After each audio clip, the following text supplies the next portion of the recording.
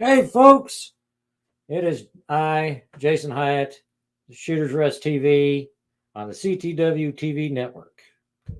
Today, we're going to talk about some important things. And later in the show, I got some important announcements on the 2 Alpha Second Amendment front. Some exciting news for those of us here in this great state of Georgia. At least there's some progress going, which makes us all happy. And the rest of the states, there's some are good, some are bad, some are indifferent, but we have some some law updates that are coming out. All the stuff that's been announced in January and they're continuing to push now. We have some updates on some of those. And then first we're going to talk about the dreaded topic of training. Figured we'll start this out one of my earlier episodes talking about training. That way, we can get more elaborate with it later when we bring guests on to talk more about training. And of course, Dan Meadows is around too, who's internationally known as a shooting whisperer. So if he has any insights, which I know he does, as we've talked about it before when we were on Blog Talk Radio, training is what's going to save your life. But first and foremost, make sure you know the laws of the state that you are in. And I hate saying that because there should be no different laws by state in the United States. Honestly, there should be no gun laws at all. But I will digress. I will go back to what we were talking about. Let's talk training. So, say you are a previous non-gunner, a previous person that wasn't into firearms, didn't understand them, wasn't raised with them, didn't quite understand why everybody needed one or should have one, and then decided, with all the turmoil in the last year, 2 years, that firearms are a very needed thing. And you went out and bought one. Now, we don't know if you got the right one. We don't know which type of gun you bought. And honestly, that does matter if you get the right gun for you for the purpose in which you need it. But the most important part of all of it is that you have a firearm and you know how to use it. Just because you have it, just because I have one here and I have one over there and I have one on the other side of the country, do you know how to use them properly, safely, in the manner in which you need to use it? So most people in my generation, I am 40 years old, remember the Cold War. I remember it. I lived in all over the place on SAC bases, Strategic Air Command Air Force bases, because both my parents were Air Force. We didn't have a gun in the house. My parents felt it was kind of a waste of their time trying to register that firearm on every base that we moved to, and or store a firearm if we got sent overseas somewhere, or to find somebody to take the firearm if they were deployed somewhere.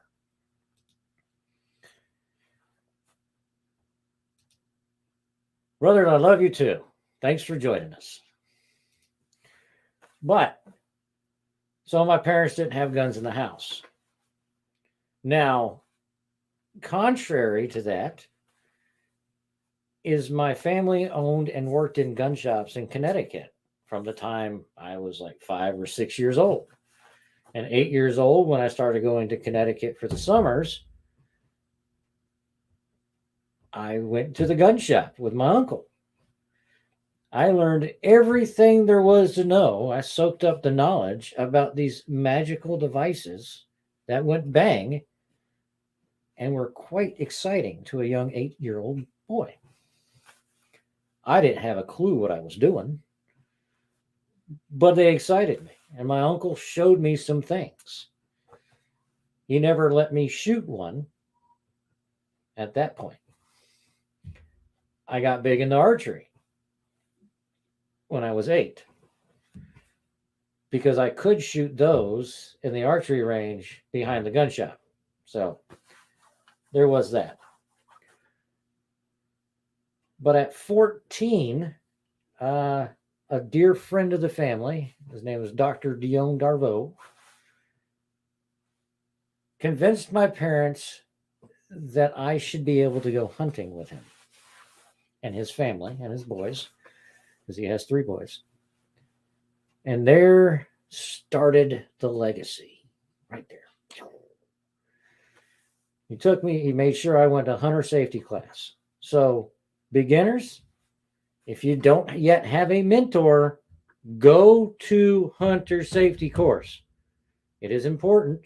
They at least show you how to find the safety and where to point your weapon and firearm in a safe manner on just about every gun you can imagine. At least how to find it, how to identify it, how to load it, and how to handle a firearm. At the very least, that's what they teach you.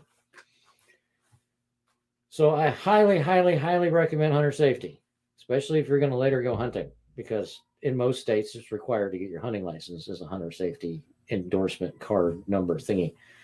So first and foremost, make sure you understand how to safely handle a firearm. That is step 1 of training. Find somebody to show you.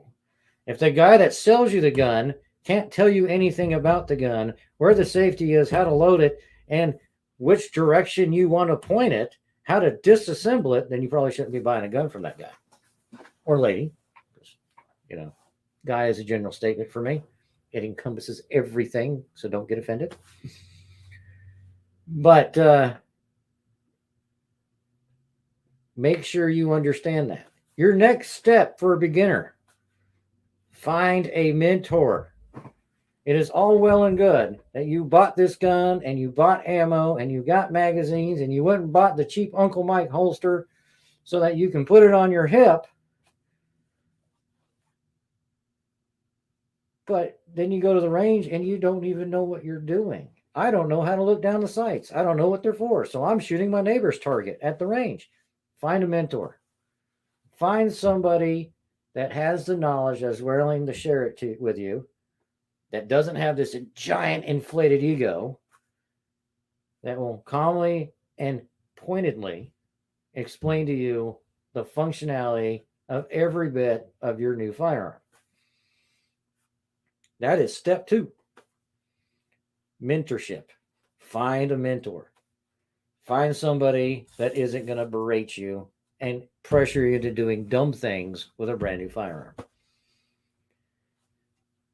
Dan Meadows would do it that way. I do it that way. A lot of my friends, Don Logan from Barefoot Knives and Gun, does it that way. Mentorship is different than a shooting school or firearms training.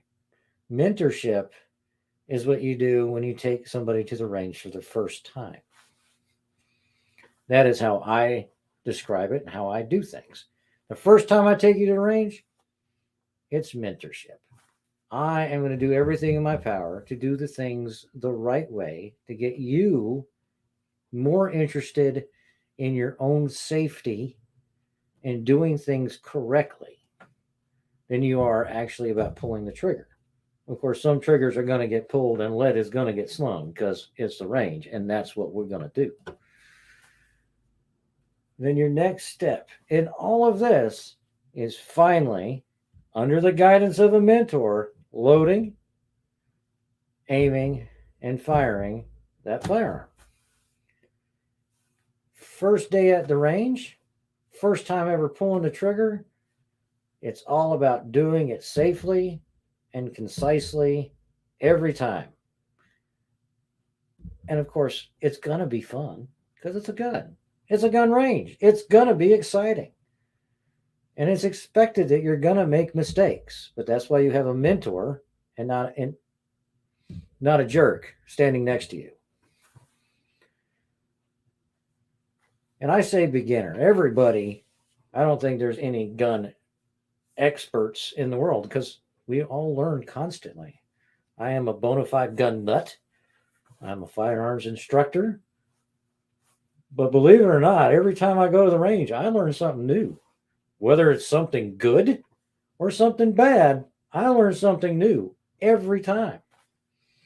I think the last time I went to a public range, I learned that Air Force people in my area cannot shoot an AR-15.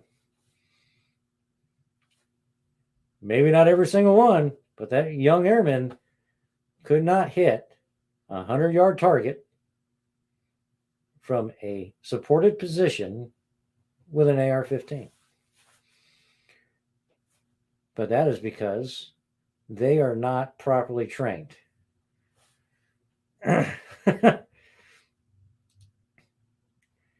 Yes, the Air Force has guns. Well, they also supposedly have SF too, but they're security forces and not the cool ones. But I digress. But that is because he was not properly trained. And I understand this because my dad was also at the range with me at the time that happened, and he was Air Force. And in the 27 years he was Air Force, he fired an M16 twice. Now, this may be different under the new training schedules and everything else, but at the time, that's the way it was. As you can tell, I don't go to public ranges very much. Why should I? Got property, got land, got area, got a safe spot to do it. I go shoot where I want to go shoot. And except for when I'm doing, going to competitions, which we will get into under continuing education. So say you've been doing this for a year. You've been going to the range with your mentor for a year. You have put hundreds of rounds through your weapon, firearm, gun, hundreds of rounds. You go to the range, you spend an hour with your mentor, you put 50 rounds through a target, and you're feeling pretty good about yourself. Because you can finally, at this point in about a year, consistently put everything in the 10 ring. Or the center of the target for those of us that don't use your standard silhouette targets. You might start getting to that intermediate stage. You're not there yet. Because remember, you're never out of the beginner stage, and you're never out of the intermediate stage, and you're never at a point where you're an expert. Because you learn something new every day. You can be very knowledgeable and still learn something. Because every year, guns change. Not all guns, but every year they come out with something new that everybody's got to have and try, which changes the mechanics and the ability to shoot, unless you're only using your old guns, which I like my old guns. I just recently added a carry optics to my arsenal of things. So I'm learning something new. I'm back to the beginner stage with carry optics because I never used them. So like I said, you might be a gun nut and very knowledgeable, but if you do one thing different or add something to your arsenal that you didn't have before or trained with before, you're back to beginner stage. But we will go into the intermediate stage, right? Years pass, like I said, you put hundreds of rounds through. 50 rounds every time you go to the range. So in 12 months, you've put 600 rounds through your firearm. You've cleaned it a couple times, you haven't broke it, and you haven't had any major accidents. Great. I am glad you're going to the range, but 600 rounds, not an expert make you. But we go to the intermediate stage. The intermediate stage, I still don't say ditch the mentor, but your mentor should be doing less for you or less directing, more correcting. So instead of saying, hey, make sure you do this before you start shooting, you should be identifying the problems as you're shooting that you haven't all identified already. So you go to the range this time and all your rounds are impacting low on the target. All of your rounds. You're aiming center mass and you're dropping. Every single one, just dropping. And your mentor's watching. And he goes, hey, you're squeezing that trigger too hard. You're jerking the trigger. You're jerking the muzzle of the gun down by jerking the trigger. That's why you're shooting low. Fix it. You got too much finger on the trigger. Fix it. You fix it and it goes back up. And the mentor goes to shooting his rounds again. Stuff like that. That is what your mentor is going to do.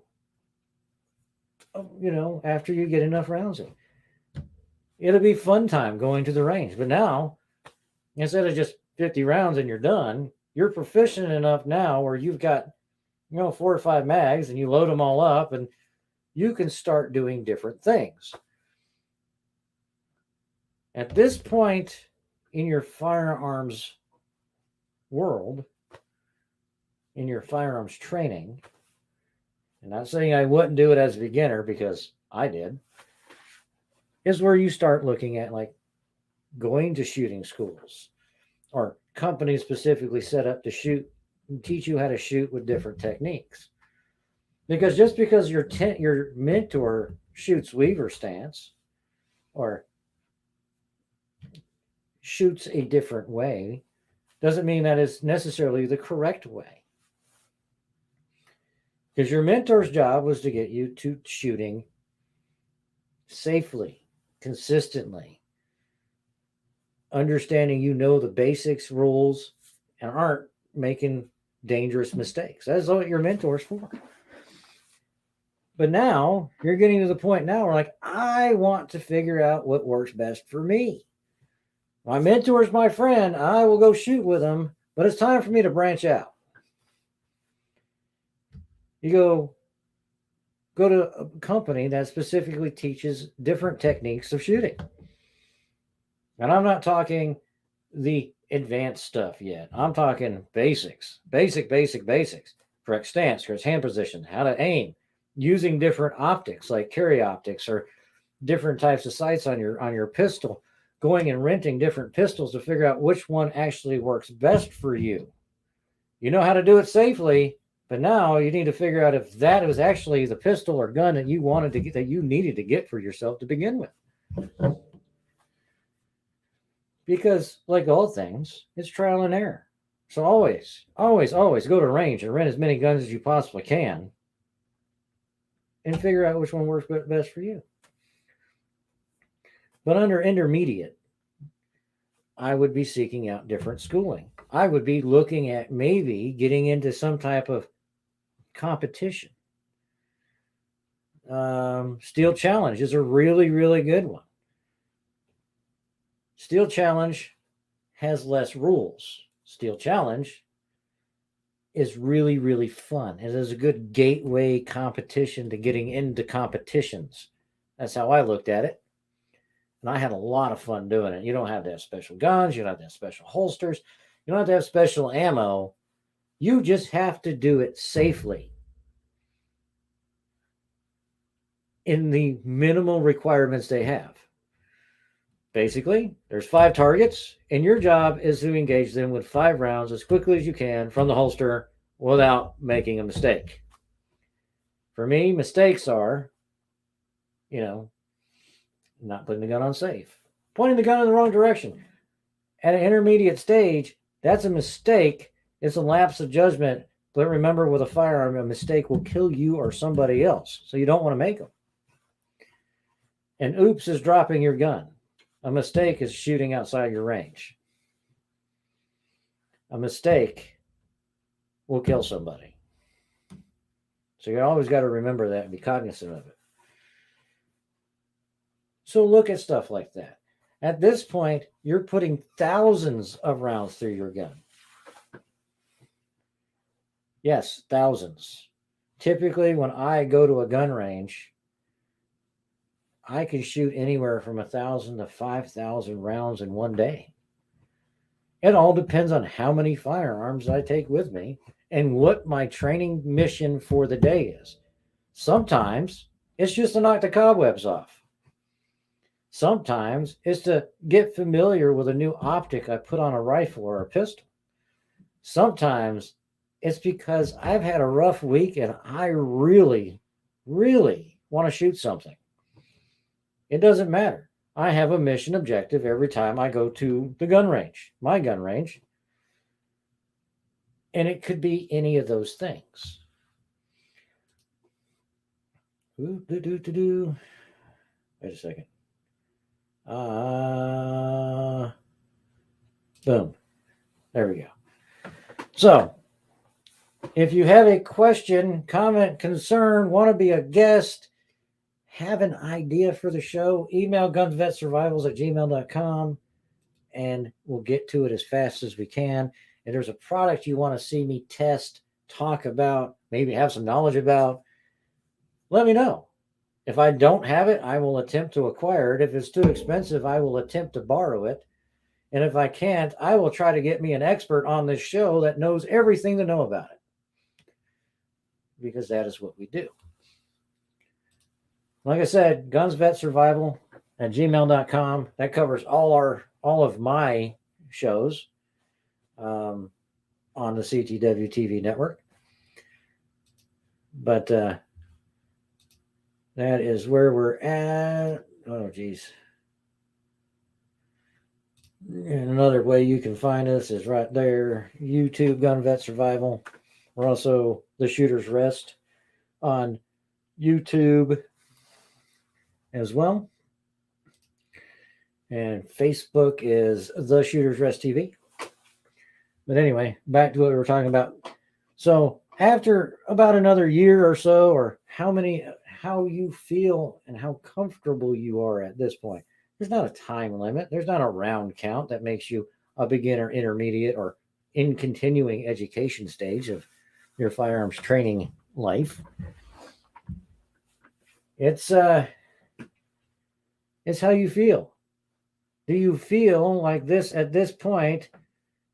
You know everything to know about your particular firearm and how you shoot. I mean, my old 1911, that is my go-to carry gun for 99% of the things. I have put 107,000 rounds plus through it. I've rebuilt it once. Completely rebuilt it once because at about 90,000 rounds, it fell apart. The main spring broke and it was time to go. Time to rebuild. But that's the kind of thing I'm talking about. I still don't think I'm an expert. Do I know that when I draw that pistol from my holster and squeeze the trigger, do I know that round's going to hit where I need it to? Yes. Without a doubt, every time. But I also know that about every other pistol in my arsenal. And I haven't shot them near as much. Because it's that first initial fundamentals that you learn in the intermediate and the beginner stage of firearms training that gets you to the point where you can pick up any firearm in that category in which you trained with, apply the fundamentals, and after a few rounds and a few magazines, you start getting comfortable with it enough to where you can hit exactly what you're aiming at every time. I understand people like, the shooting whisperer can probably pick up a pistol the first time and hit what he's aiming at, but he's also been around the industry a way longer time than I have. So he has probably handled a way higher count of firearms. I mean, it is what it is. I have a pretty good knowledge, but I don't know everything. So when you feel comfortable and you decide that you're no longer just an intermediate, shooter, firearms guy, gun nut, don't ever say you're an expert. Say you're in continuing education stage. That's what I call it, because I'm still learning every day. Every time I pick up a firearm and I do something, I'm learning. So continuing education is definitely a lot more shooting schools, a lot more range time, a lot more trial and error safely. Talking to industry leaders, talking to industry experts. They make a product, they know everything about said product. They are probably the expert on that particular product. You want to know everything you don't want to know about Glock? Go talk to Glock. They will talk to you and they will tell you everything you need to know. It's amazing how it works. The firearms industry is a very open industry most of the time.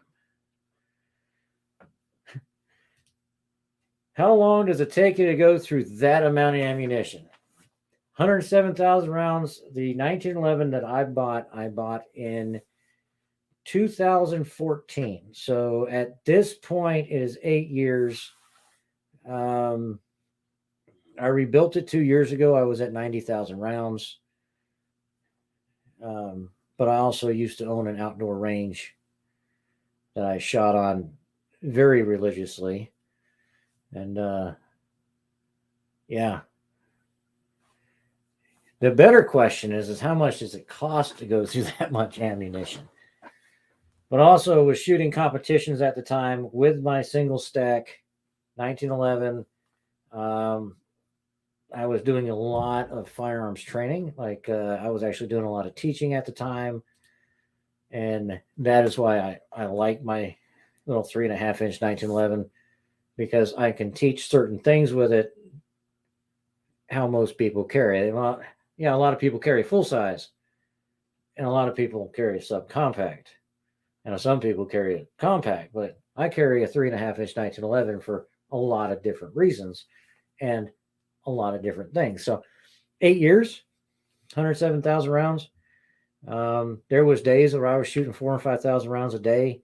There was days where I was shooting, 1,000 rounds. Doesn't mean I was always shooting that particular gun every training session, but yeah, it took me at least 8 years to get there. 90,000 rounds at 7 years, 6 years, but lots of ammo, lots of money spent, which is something I'm going to get into very shortly, is the expenditure of ammo.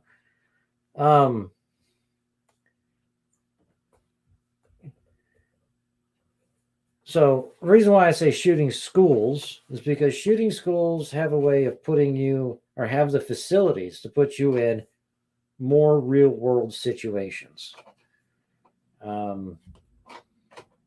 More shoot, no shoot drills, more shooting from retention drills, more down and dirty drills. They will make you think, what am I going to do in this situation? How am I going to get out of it? How am I going to survive it? The shooting schools have that facility, have those facilities and those abilities and the equipment to do it. Because a lot of that equipment, the shooting trees, the dueling trees, and all that, they're actually rather expensive if you don't make them yourself. Shooting schools have those. They can show you different methods of engagement. They have multiple people that are experts on one particular or two particular things that come in and teach you these things, teach you different ways and operations. And that is why I recommend shooting schools, and definitely more competitions. A lot of people say, well, I'm not a competitive person. Competitions teach you to shoot accurately and quickly in different scenarios, and it doesn't cost you a lot except for ammo and entry fees. Whether you win or not, it's not the point. It's the fact that you're doing it. You're going there, you're engaging targets in a manner in which you don't train at a range daily. Now, if you really get into the competitions, then you will train daily or every other day in those same ways, which makes you faster at doing every bit of firearms. Better, faster, more accurate, and safe. Because safe is the name of the game. And of course, then you have your just regular range time. Just regular range time.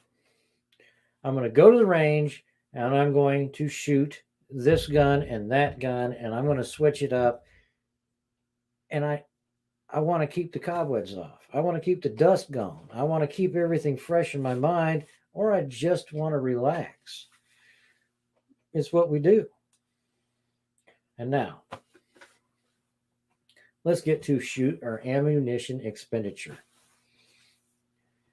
Right now, ammo is incredibly expensive. If you can find it. It is coming around and then it goes away. Then it comes around and goes away. Loading materials aren't as easy to come by. Ammunition is definitely not easy to come by. And everybody's sitting on piles of ammo. Everybody that was smart before all this started are sitting on piles of ammo and don't want to spend the ammo. I don't want to spend the ammo, but I will because I like to shoot. It is fun for me. It's exciting. It makes me happy. Just talking about ammunition and shooting makes me happy. The smell of gunpowder in the morning makes me happy. But it's getting harder to find. It is not because the government's buying it up or putting referendums on ammunition companies.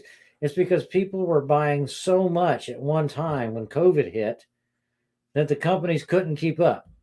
The materials couldn't get made.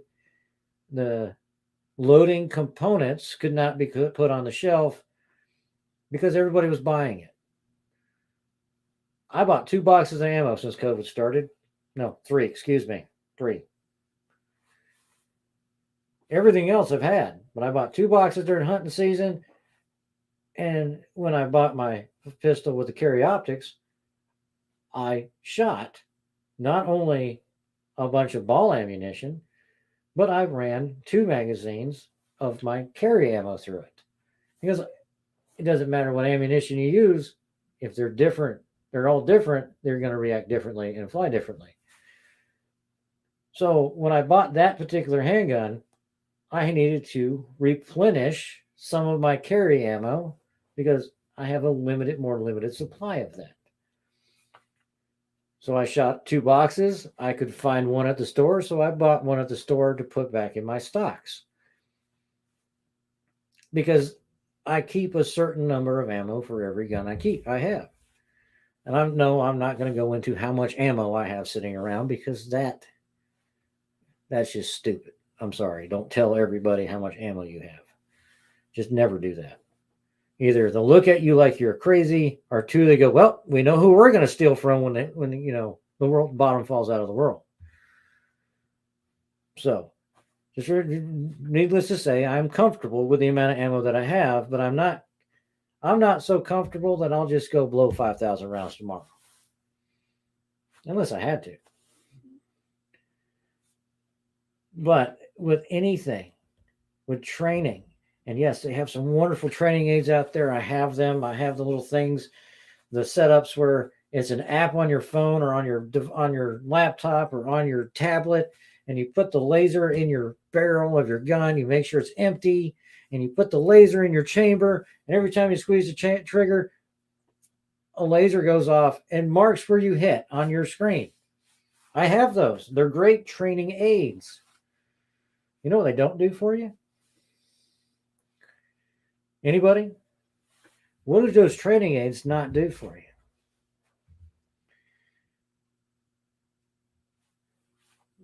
They do not allow you to feel the recoil. They do not allow you to experience the noise.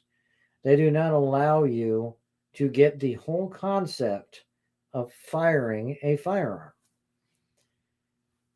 they are great training aids. I use them almost, I would say, 3 times a week, just doing dry fire drills, just doing holster drills, just doing retention drills. I use them. And it's not, they don't take the replace of training with live ammunition on a range or in a school or at a competition. They just don't. They do help develop muscle memory, but you're not experiencing all of it. So eventually, you must spend some ammo. It's the only way you're going to get through training is if you spend ammo. And yes, that means you're spending money. But everything great in the world costs money. I mean, you can't get through life without spending money, and you can't get through firearms training without spending ammo. That's why the U.S. military spends billions on live fire training. And they have all these wonderful virtual reality little things they can do. But none of that can ever replace the live expenditure of ammunition. It's just not possible. You don't see a sniper going to the range with a laser. I mean, yes, we have the Space Force. It does happen. Eventually, we'll be up in space shooting lasers. But at that point, we'll all be long gone and dead, I think. So I'm not worried about lasers. Like I said, they're great training tools.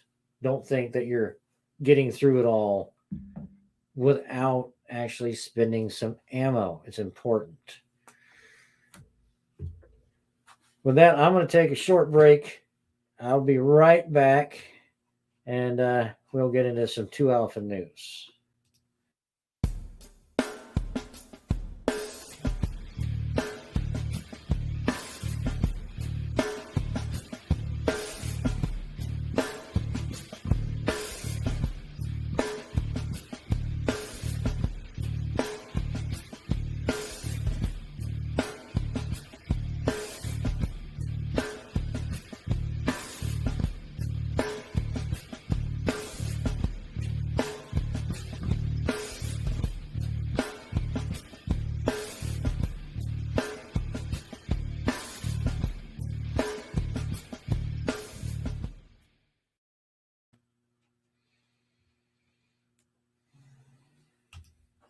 And I'm back. All right. Thanks a lot for bearing with me.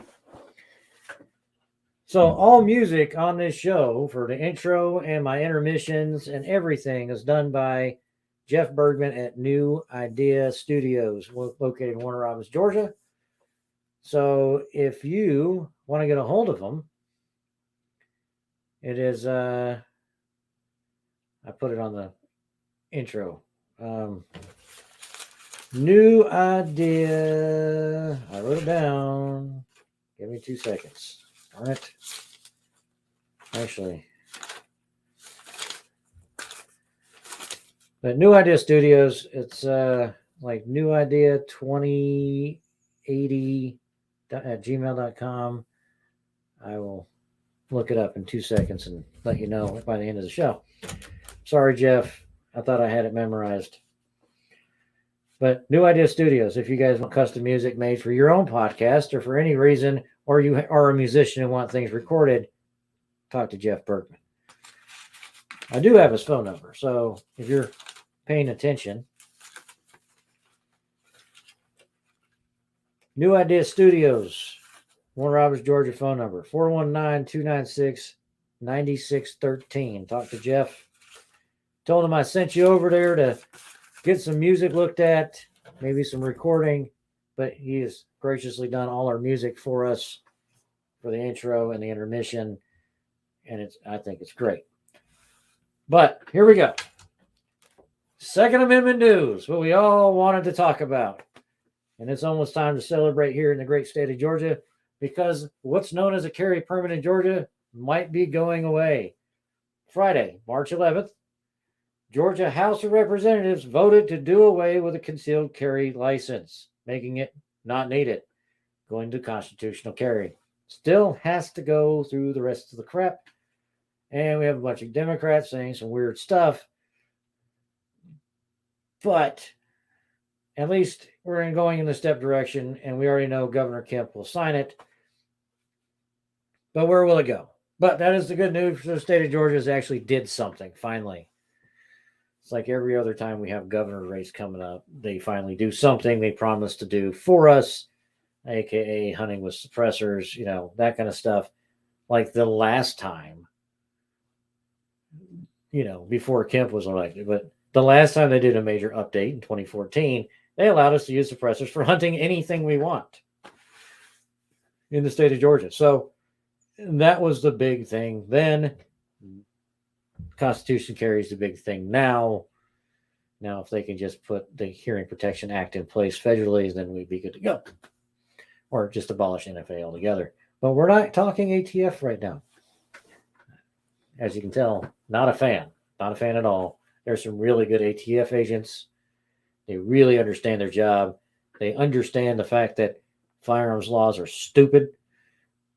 But they have a job to do, and most of them are going to do their job. Still good guys, just don't want to be on the wrong side of them. But now, getting into the states. I'd like to go through all 50 states with their new gun laws proposals, but that's a lot. But the new gun laws list came from USCCA website, usconcealedcarry.com is who I go through. I get all my, my protections from USCCA. So I do use their website for looking up certain bits of information because they're really good at compiling it. But if anybody wants to go look at it, it's gun bills are introduced by state lawmakers in 2022 at usconcealedcarry.com. So let's start with California. And I'm starting in California because it's so egregious how they worded this that it's insane. I swear they really take this to a whole different level. So in December 2020, Gavin Newsom announced that he planned to target the gun industry by allowing Californians to sue anyone who manufactures, distributes, or sells an assault weapon or ghost gun kit or parts for damages. And this is what he said. If Texas can ban abortion and endanger lives, California can ban deadly weapons of war and save lives.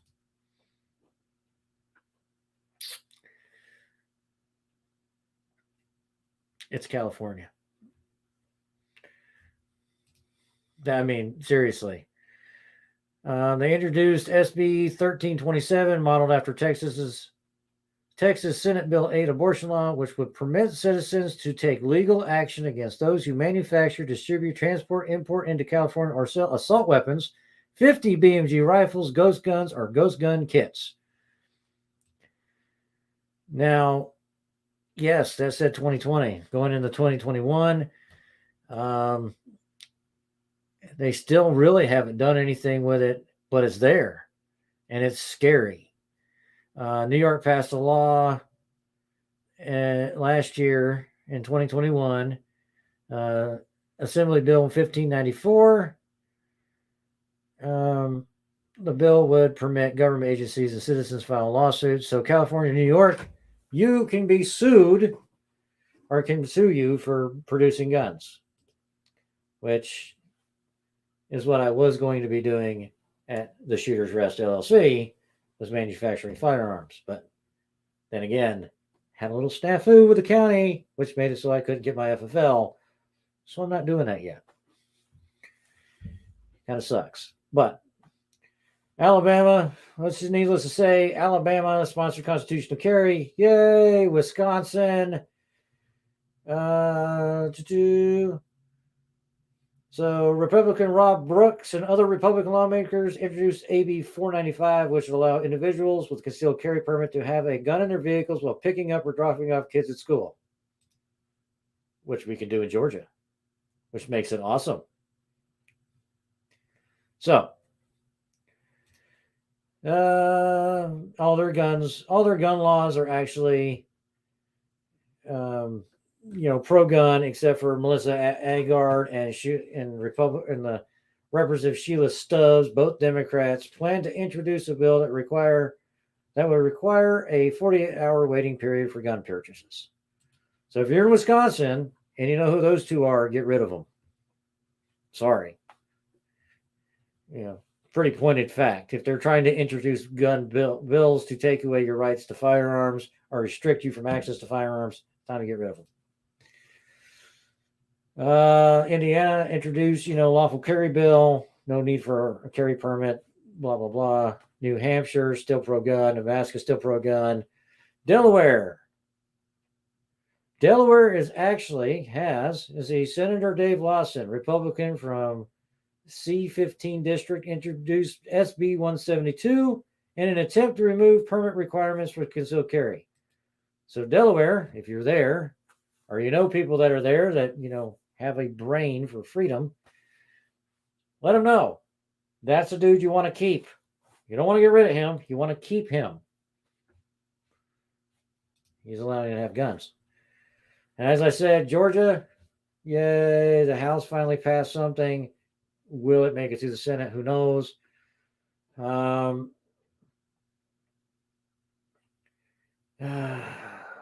Democrats. See here, Florida Democrat is attempting. So Senator Tina Polsky is attempting to pass a law that requires a safe storage of firearms in Florida. I don't have kids in my house. I just don't. They're all grown and gone. And the ones that do come by, they're old enough to know not to touch whatever they find. I do keep majority of my guns in a safe. But for those with us in a 2-story house, you have to understand, safes are heavy. Getting them up the stairs is incredibly hard to do. So don't think you're going to come in my house and I'm going to have to run all the way down and get a gun out of the safe. Oh, no. I can guarantee you'll be sadly mistaken. To me, keeping a gun safe is knowing where it is and knowing who's around that can touch it, that shouldn't be touching it, and removing that temptation from those people. So if I know I have somebody coming over with small children, I take my firearms that are within reach or seeable, and I put them up in a place where they cannot access them. That is what I do to keep other people's children safe, as I remove them from temptation. All right, Washington State. Sponsoring HB 16. So that's April Byrd, Democrat. HB 16 prohibits weapons in election-related offices and facilities subject to limited exemptions for law enforcement and security personnel. Yeah, got it. Virginia Republicans are actually trying to make it, so where you can SB 75. So would remove the prohibition from carrying firearms or explosive materials within state buildings. So that's good. Also makes it so, or HB 827. This is the one I like. HB 27 for the state of Virginia. If law enforcement receives a firearm that was not seized due to a crime or part of a buyback under HB 827, they must offer that firearm for sale to a dealer, a licensed federal firearms dealer, for sale back to the general public. I like it. That means guns aren't being needlessly destroyed because some government official said, oh, they're bad. Sell it. Get rid of it. Or destroy it, not sell it. Now it has to be sold to the general public by way of a federal firearms dealer. All right, New Mexico. Republican Pamela Herndon, or Representative Pamela Herndon, Democrat for District 28, introduced legislation HB 9, the Benny Hargrove Gun Safety Act, which would hold parents responsible for a child using their gun to commit a crime.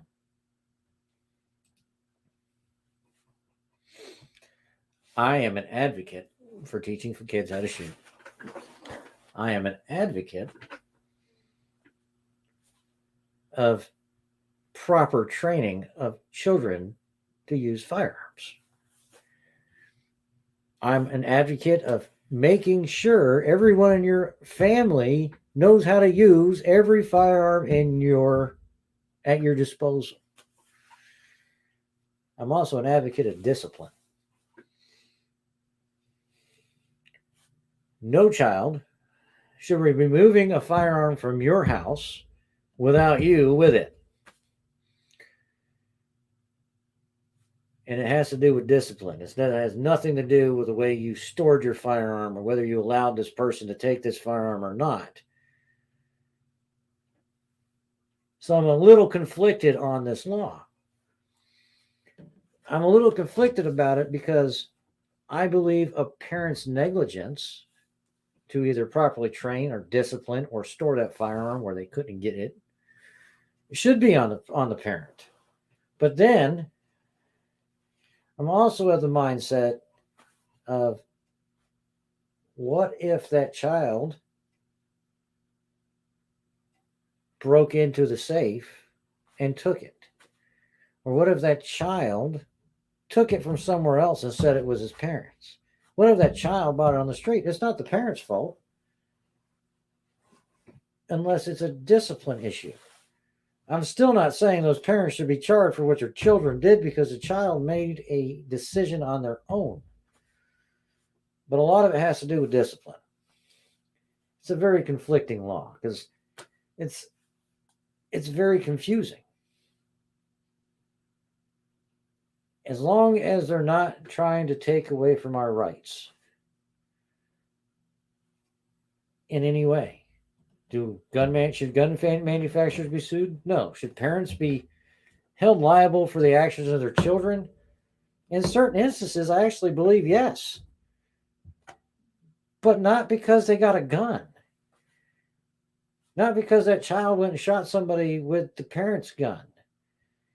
I think it should be it shouldn't have to do with if it's a firearm only. If a kid, say 13-year-old, takes his mom's keys and disappears with the car, and mom doesn't call the cops and say, oh my God, my kid stole the car and killed somebody with it. Yeah, that parent should be held responsible too. So it has nothing to do with the firearms. It has to do with the discipline. If there's consequences for not disciplining your children, I guess you're going to discipline your children. That's the reason why that law just sits funny with me, because it shouldn't have to do with just firearms. All right. Michigan's trying to do regulate gun storage at home, which is stupid. Let's see. I know there was one really crazy, weird one. Of course, Maryland's trying to ban ghost guns, Massachusetts, two anti-gun bills, H4030 and S2607, which both target assault weapons and large capacity feeding devices. So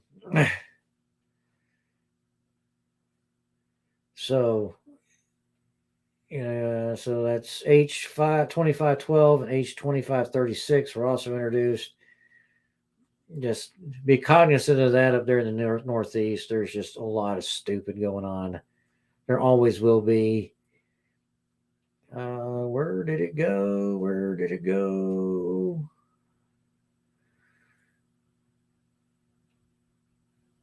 So New York, Senator George Borrello, which is a Republican from District 57, has introduced S8026.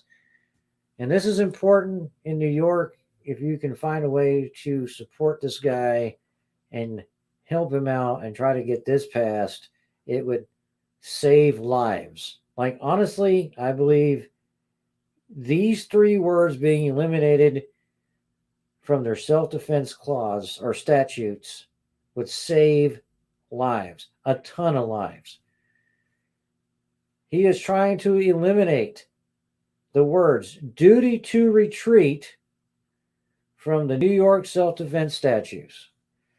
Law-abiding citizens should have the right to defend themselves and their loved ones no matter where they are when they face a violent attack.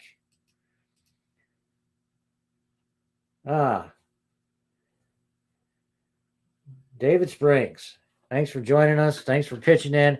I live in Maryland. They call any firearm a ghost gun if there's no readable serial number, regardless of how it was made or if there used to be one. In police department public announcements, they'll refer to it as a ghost gun if they can't find a serial. All right, if you guys watched the intro and there's that picture of a 1911, that's the one I made when I was in Sonoran Desert Institute. That was my graduation, final project. They give you an 80% kit and all the tools, and they tell you make a firearm. They teach you how to do it, obviously.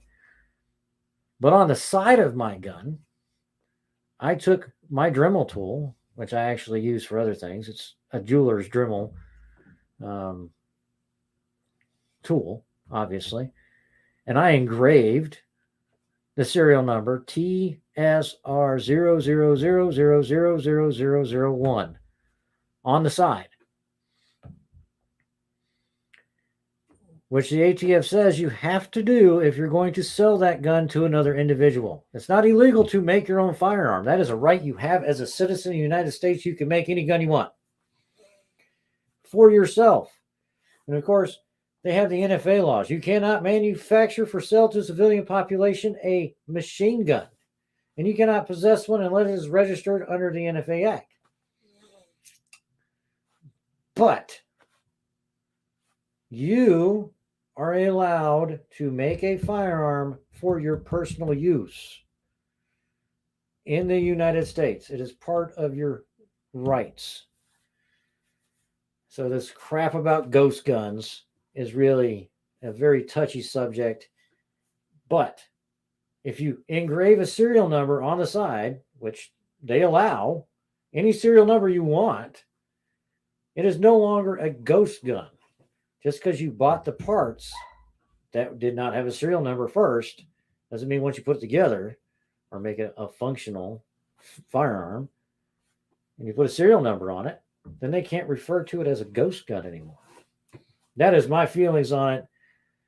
You don't have to put a serial number on a gun if you make it for your own personal use. Where people are getting stupid with it, it's the guys you find on the street or at a yard sale selling a firearm that was an 80% kit, and they're selling it to whoever wants it, and it wasn't done properly. That's where that crap becomes illegal, and that's where that stuff should be stopped. But we as firearms people should be stopping it, not going out and buying it. We shouldn't have the ATF and all these other crazy, stupid people getting involved. But there we go. But New York, Senator George Borrello, Republican from District 57. If you're in New York or New England states, try to find a way to support him in any way you can. Because like I said, duty to retreat, those 3 words eliminated from their self-defense laws will save lives. It'll keep people that don't need to be in prison out of prison. It'll keep fathers from going to prisons for shooting a guy coming into this house. So that's the one I really wanted to get to. We are almost gone.